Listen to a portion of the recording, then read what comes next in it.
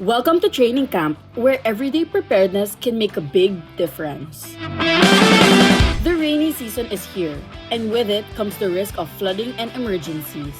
Today, we're asking people how they prepare for heavy rains and rising waters and sharing simple steps you can take to stay safe. Because when it comes to disasters, it's always better to be ready than to be surprised.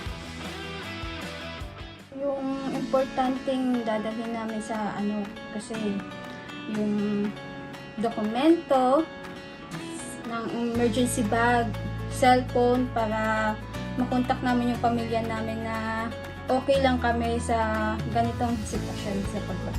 Naman talaga itong Pilipinas, tuwing umulan, kunting ulan lang, baha lagi.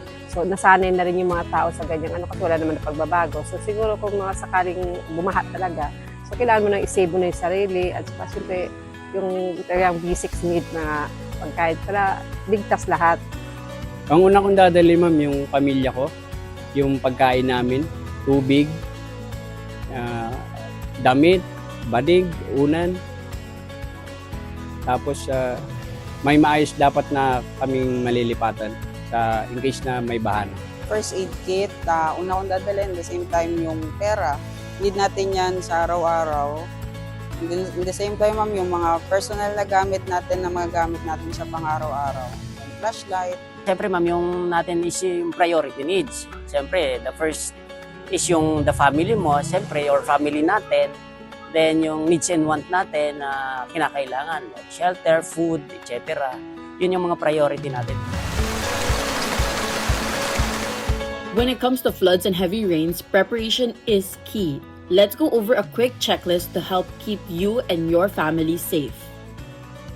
Prepare an emergency go bag.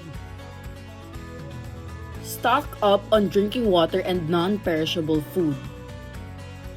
Charge power banks and emergency lights.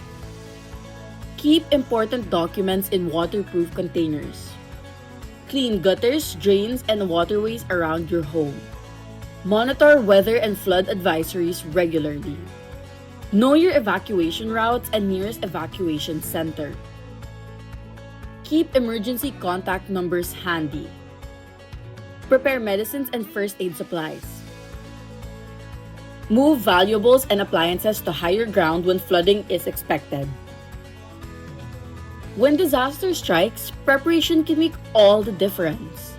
Be ready before the rain falls, not after the flood rises. Stay safe, stay alert, and keep learning.